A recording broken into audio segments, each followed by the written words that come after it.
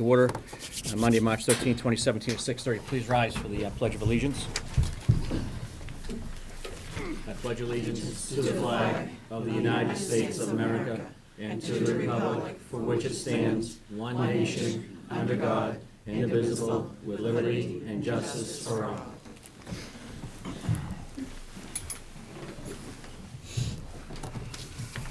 Everybody get a chance to look at the minutes for January 19th Yeah. and February 27th. I make a motion to approve the minutes of Thursday, January 19th, 2017, as written. Have a motion, have a second? Okay. I feel like I'm Have a motion and a following. second. Any other discussion? Sure. I see none. John? Yes. Diane? Yes. Doug? Yes. And I vote yes as well. Doug, you're signing these, right? Hmm? Are you signing these? I've never signed them before. Really? Yep. I make a motion to approve the minutes of Monday, February 27th, 2017, as written. Okay, have a motion, to have a second? Second. Have a motion and a second. Any other discussion concerning the minutes? Very cute. See none. John? Yes. Diane? Yes. Doug? Yes. And I vote yes as well.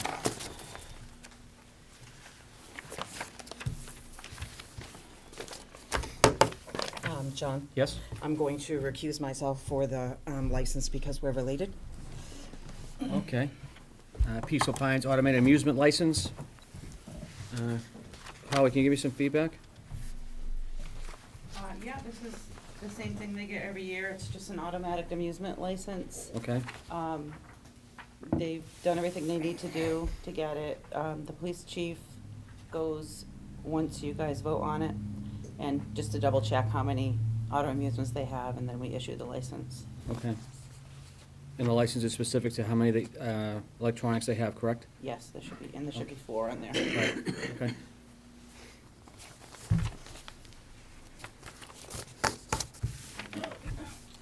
I would make a motion that we approve the license to Peaceful Pines for automatic amusement Okay, I have a motion. Do machines. I have a second? Second. I have a motion and a second. Any discussion concerning Peaceful Pines? Just, Yes. could you just let everybody know how many amusements we're talking about? Yeah, we're talking about one pool table, 2 electronic games, and 1 pinball game. Okay. Okay, motion and a second. Any other discussion? I see none. John? Yes. Doug? Yes. And I vote yes as well. Do you have the original for signature inside the office? Yes, Holly, thank you. it's actually right here.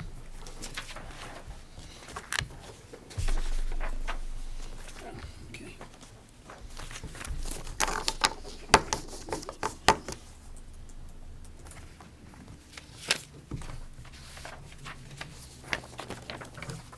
Thank you, sir.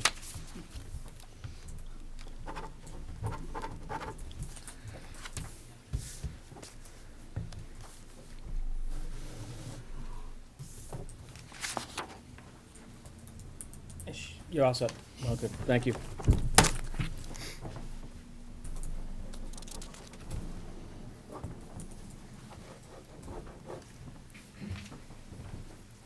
Thank you so much. Now, we got a little time before the poll hearing. Diane, do you want to talk about the procurement issue? You want to talk about that? Sure. Okay. Well, it's really not, I guess I just wanted to know where it stood. We had sent an email, and Yeah. I know that we had training, but I felt like that wasn't enough. And I wanted them to look at our contracts and all of that kind of stuff, so I wanted to know where that stood. Okay. Or if they're coming or not coming, or, I mean, I gave you all a copy of the email. Yes. Should I read it? No, I got it.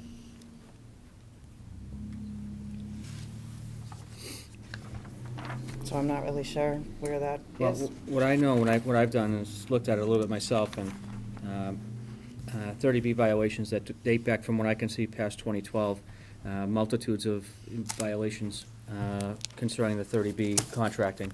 I think the major issue is that we don't have a procurement officer. We haven't had one in a long time, and the fact that the Board of Selectmen's office should be the procurement office for all contracts. We should maintain all contracts for a public view, so the public has the right to come in and view whatever contracts they want to look at any time that they want to look at during business hours. Unfortunately, we don't have a policy on that yet either. So I did entrust Mr. Tenzini to look at that, a procurement slash, policy on contracts. The 30B class that went on March 8th, I believe, and we had about 42 people that attended?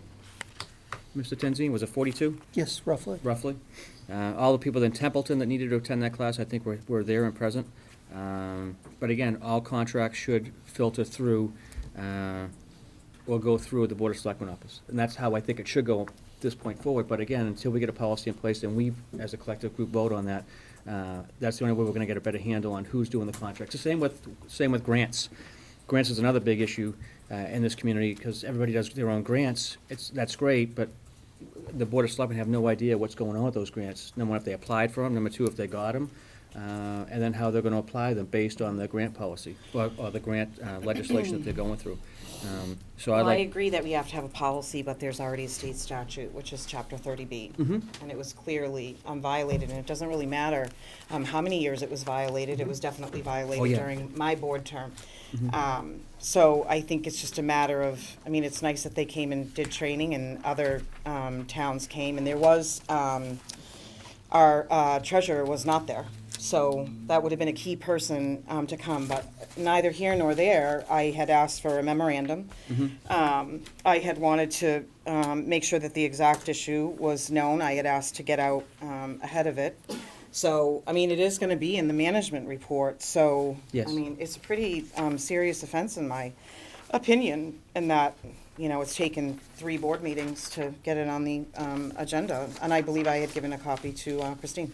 Okay. So it's just a matter of, maybe when the management letter comes out, I think as far as the state's concerned, correct me if I'm wrong, Mr. Tenzini, I believe you talked to the Attorney General's office, and as far as what they're telling us is. Inspector General? Well, the Inspector General, excuse me, the IG's office, is that, that the class needed to be taken care, to be done. I understand that. I mean, what- Ms. Carter and I have talked about that. So what other things does the IG office expect us to do? Do they want to come down here, or, I mean, do you expect them to come down here? I don't. What I said to them was to relay what had happened and to ask them what I could do to provide them with a level of confidence that it would not happen again. They took a day or maybe 2, I don't recall exactly, to get back to me, and suggested the on-site class, which we've done. Okay. So unless they come back out, from what I know, they're done with this matter. If this board wishes to take further action, by all means, determine what that action is that you wish to have taken, vote upon it, and the staff will carry out that vote. Okay. You got something, John? Yeah, what we need to do is, we need to have a certified purchase officer. And that You have a certified what? purchase officer, you have to take, is A procurement officer? a procurement officer, excuse me. But somebody has to, we have to designate somebody, they have to take the course and become certified. And technically, until we do that, we're gonna have these issues. Now, the other issue is, as far as the physical custody of the contracts, I believe state law says that those belong in the presence of the accountant. Which I'm sure they are.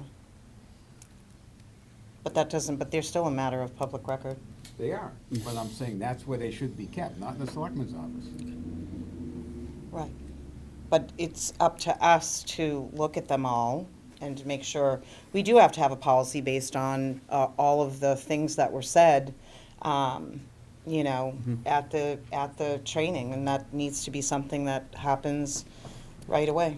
Okay. Well, Well, all we'll- contract is a matter of, should be, come to us to be voted on and approved That's right. and signed by the chair. Okay, so who signed all the contracts for town hall? I have no idea. It's a good, Exactly that. yeah, that was. Who signed all the contracts for town Well, hall? we're gonna go into a poll hearing at this time at 6:40, to be on time. So I'm gonna put the poll hearing into session. Mr. Berry, you here? Hey, Mr. Berry, how are you? Can you give me a little rundown? Thank you, sir. This hearing is to replace some poles on Henshaw Road and Henshaw Lane. Right. I see Mr. Barnes. I have petitioned Verizon, their joint owned poles, so they have agreed to the work per their half-cost contract that we have with them. Mhm. A lot of the poles on those roads are, I think they're from 1935, and particularly the ones on Henshaw Lane, they're 25 feet tall, with cross arms bolted to the top of them for the high voltage wire. Right. They're just, they need to be replaced. And storm situations were out there, sometimes multiple times. Okay.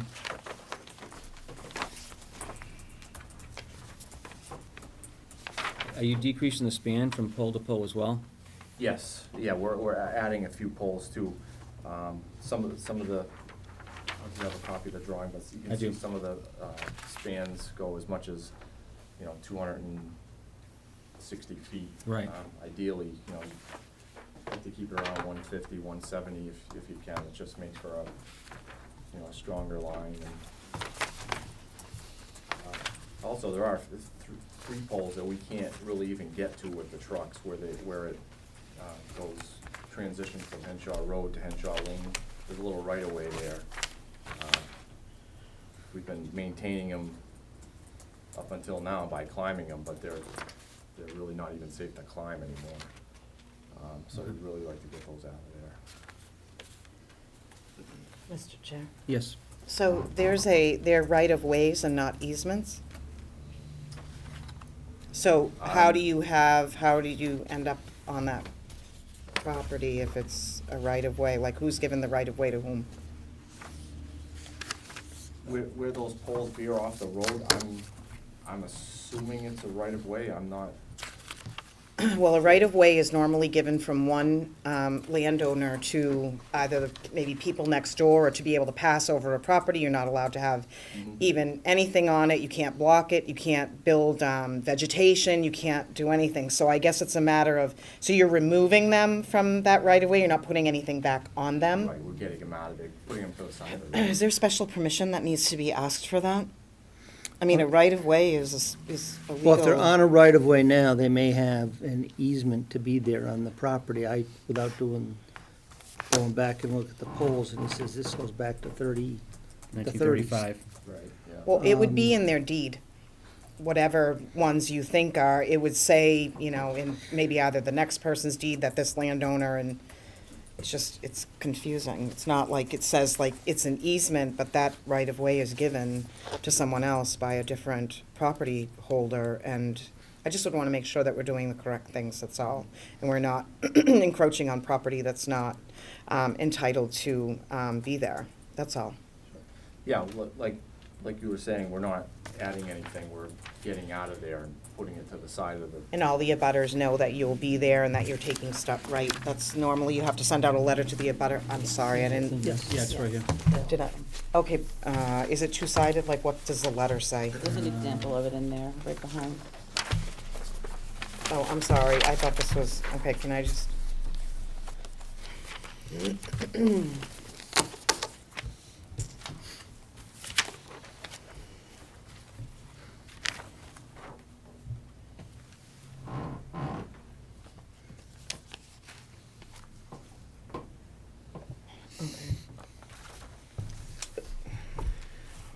Okay. Anybody else, any other questions? That was my You're gonna only- do the work, correct? Any of the abutters here? Mr. Barnes? Mr. Barnes, how are you? But Have you had a chance to hear those me? poles were put in 1955. They were second-hand poles. They came out of the Haskell Road when they took out the line that went up to our house. Okay. And since I was building a house on a pretty low budget, the town gave me the poles, told me where to dig the holes. And I had the holes dug, and then they put them in. Why they went out through the swamp behind the orchard, I have no idea. I didn't know then, and I don't know now. But I think it was because it was shorter. So they had less wire and, It would be cheaper in cost. but remember, at that time, my house was the only house down there. Right.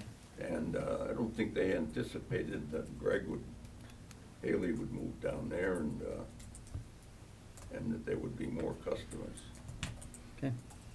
But those poles are pretty shaky. Okay. And you have no objections to the poles being changed out? No, I don't have. Okay. I've thought that this should be done a long time ago. Understood. Thank you, sir. Anybody else from the abutters list? No? You guys have anything for Mr. Berry? Okay. All right, I'll come out of the hearing. Have a motion to come out of the hearing? So moved. A second? Coming out of the hearing? Second. Okay, motion second, any discussion? See none? John? Diane? Yes. Doug, and I vote yes as well. Can I get a motion for the, I make a motion for the Templeton Municipal Light and Water to install 3 utility poles on Henshaw Road and 14 poles on Henshaw Lane as shown in the attached drawings and maps. okay, I have a motion, have a second? Second. Tied, goes to Doug.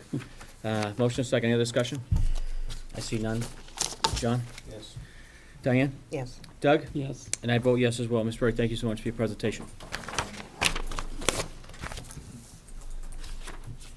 Thank you, sir, for coming in.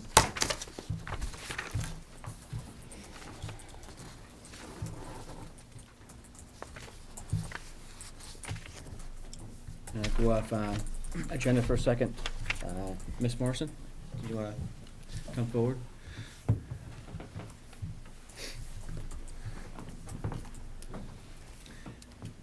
You all have a statement. I handed it out. And I'm here to apologize for my response at the last meeting, February 27th. The language that I used was not appropriate for a public meeting. A copy of this letter has been made available for the chairman of the Council on Aging Board. I have also made certain that a copy of this letter was put in my personnel file. Again, I apologize for the inappropriate language, and it won't happen again. Well, thank you so much for that. I appreciate that. Thanks, Diana. Thanks, Diane.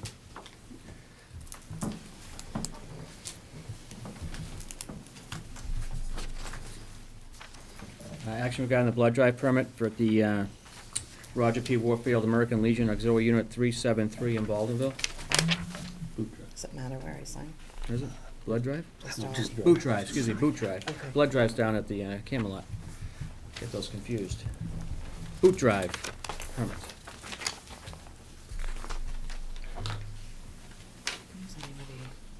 Was that given you to, Holly? What? The boot drive? Oh, here it is. That's in there, yeah. Is there anyone here for that, or? No, it was Sue Okay, from the so assessor's office. this is, submitted it. how many years is it that they've been doing this? Do you know for how long? I don't. Do you remember? I Okay, think so, for quite a while. usually just, everything that's in here is the same, that they've done before, and they know. I saw this time that, the CERT team was, reached out to, but I don't think that the CERT team has ever helped them with anything. It was just more of an FYI. I had never seen that before, but, I would make a motion to approve, the boot drive to be held on May 13th from 8 a.m. until 8 a.m. to 11 a.m. on Central Street in Baldwinville. Okay, have a motion, do I have a second? Second. Motion second, tie goes to John. Any other discussion, turn the boot drive? I see none. John? Yes. Diane? Yes. Doug? sorry. Yes. And I vote yes as well.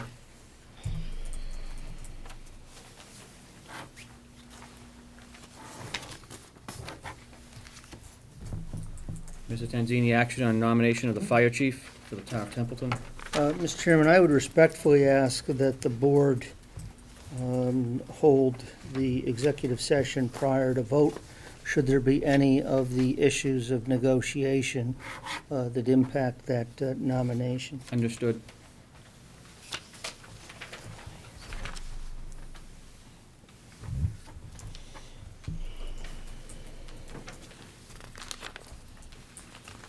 If there are no substantive issues, I would respectfully suggest that the board could perhaps adjourn to our offices quickly. I don't know if there's anything of great detail to be discussed in the draft that we gave you. So we can just go on, we have to make a motion, John, or to go into executive Yes, I'm just session suggesting that we might perhaps move instead easier of than all moving them, these fine folks. All right.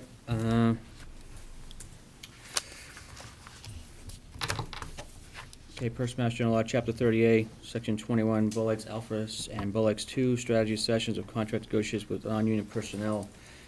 Need a motion to go into executive session under that chapter, 30 Alpha. And will we be coming back out into open session? And we would come back out to open session, yes. So moved. Okay, motion second? Second. Second, any other discussion? I see none. John? Diane? Oh, yes. Doug? Yes. And I vote yes as well. We're gonna take ourselves into the Board of Selectmen office real quick.